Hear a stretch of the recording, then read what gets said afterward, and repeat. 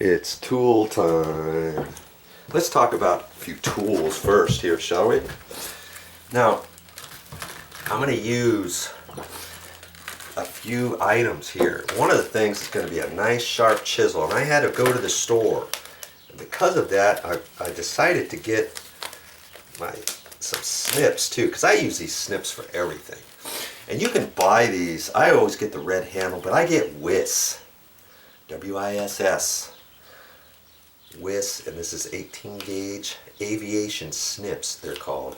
Now you can get some off brands where you can get the yellow handle, which is different than these. These cut curves, but I can also cut a straight line with this, so I get the red handle. You get red handle for curves to the left, straight ones which are yellow handles, green ones if you're left-handed, let's say, and you want to make your cuts to the right. You use a green handled snips. So if I was left-handed, I'd use the green ones for everything. But because I'm right-handed, I'm going to use the red ones. And I like to use WISP because they seem to last way longer than anything else I've ever used. I've got a pair in Hawaii, and I've had those for over 20 years. Same ones, they're still sharp enough to cut anything I want. They cost a few dollars more, but they're well worth it. Same thing with your other tools. Because you're starting to do things yourself, you can start investing in some tools. And for the other things, these cutters are easy to cut things out of packages nowadays. You know. And this chisel, it's got an end, so I'm gonna make sure to keep that covered, that tip. Your chisel is only as good as your tip on there, and it's got a metal into it. Sometimes you can get these that are plastic, and you keep hitting on there, and they start gouging. You could get a 3-pack for maybe $14. Well, this was one, and this was $9. But I'm going to use this for a lot of things, okay? So that's why I'm using that. And also we're going to use a bit. This is a paddle bit. I'm using 7/8 because I'm going to drill a hole. And I don't necessarily have to drill a hole, but you see where the strike plate, this one is. I'm going to be doing this one here. And the deadbolt is, let's see how, I'm going to measure right handy here, is a little over 3/4 of an inch tall. So if I take a 7/8 paddle bit, where'd it go? I take my paddle bit here. It's designed for wood. This one looks a little dull. And I'm going to take it right in the middle of that and drill a hole in there. But I mean, I could do that now, or I can do it after I start notching this out with my chisel. I think I'm going to start doing that with the chisel first. But sometimes when you get a door jamb, if there's a round hole there first, then you have to chisel up from there, down from there. I mean, either way, you do whatever makes you feel good. Okay. So now I'm going to use this chisel, and we're going to notch this out.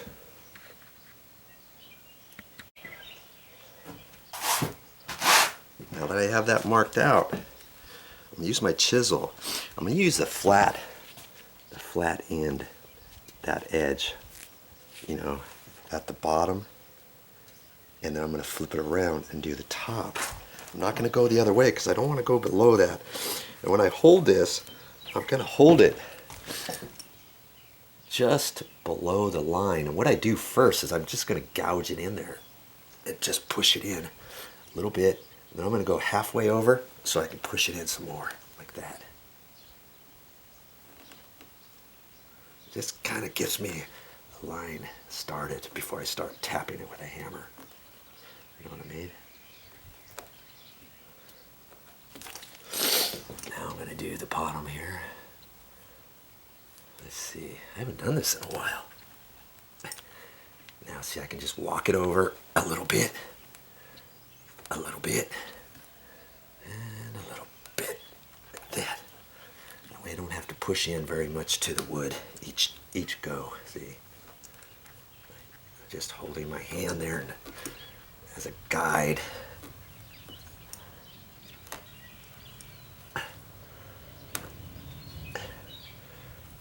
to do that above the line. I can always shave down to the line. I want to get it, I like to do is keep everything nice and tight when I get done. I mean, if there's a slight gap, there's a slight gap, but I always try to do the best I can.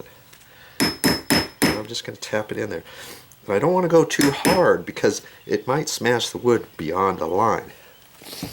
Okay, so now I'm going to go over just a little bit and tap some more. Line it up in that line. Go a little more. See?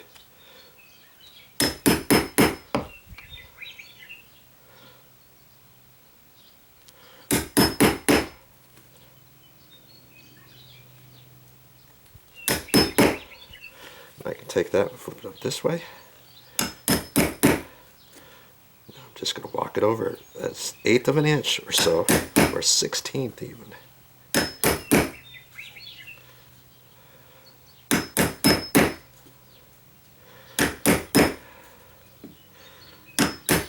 Oh, everything's so precise. Okay, now I don't have to do that on the edge because remember I took my sheetrock knife and I scored that. And so now I can just make sure it's deep enough. I can do the edge that way. See how nice and tight that line is? Because the wood grain is going up and down. You can't really do that going sideways as easily, you know? Okay. Now the tricky part. What you have to realize is all wood grain goes in certain directions. I don't want to dig in too much at one time because depending which way I go, it might chip up. But before I do that, we know we have to get the end out. So I'm just going to be careful. I'm just going to do a little bit at a time. Okay? Yeah, you can do it. If I can do this, you can do it. See, and then that's going to flake off. That's why you have to do that top line first. And I'm not going to take it down any further than this for now. Okay. Now I'm going to do the bottom.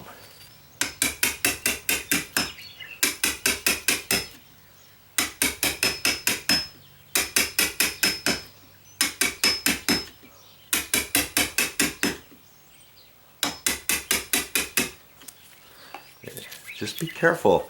You don't want to get something and oops and chip that out. Okay, now I can start. I can just clean that little bit up for now. Now see, makes it a little bit easier without drilling that hole in the for the latch first, right? I can do this. I get a little bit more control. Now I can start down here. I only want to do the top because there's a certain direction whichever way the wood starts. I gotta check it out because if I do it too much, it could then go deeper this way, or as I go from here, it could go deeper that way. There's always one direction, and you gotta be careful of that. Else you're gonna dig down too deep. Last thing we want is to dig down too deep because we want the strike plate to be flush, don't we? Worst case scenario. We did dig down too deep, and if this wasn't flush, let's say, you could put a little piece of cardboard behind one end or something. Okay, now I'm just going to do a little bit and kind of walk it. You got to be careful. And now I can kind of dig some out. Okay. And once I get one line, I can just take out just a 1/16, you see what I mean, at a time. Don't try to take out a 1/4 inch. Follow? Just pushing it along. This way looks pretty good. I'm going to continue. I'm just taking a little bit at a time. I gotta be careful not to hit that. Go oopsie. So see, I've hit that a couple times already. I'm gonna get this down just with my hammer. That.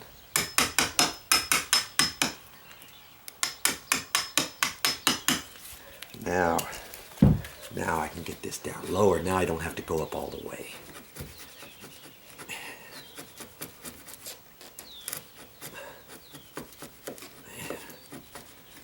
Now I can kind of look at that and see if I got to go any more, like right there. Okay, I don't want to go any more than that. And it looks like I'm going to have to keep going that direction, so I'm going to come down here and tap up. If I start from here down, I could have a tendency to take out too much. You'll see when you start, you'll see what I mean. Some jambs are fine, others have a definite oopsie way. Like, uh-oh, I better go the other way, or else you take out too much.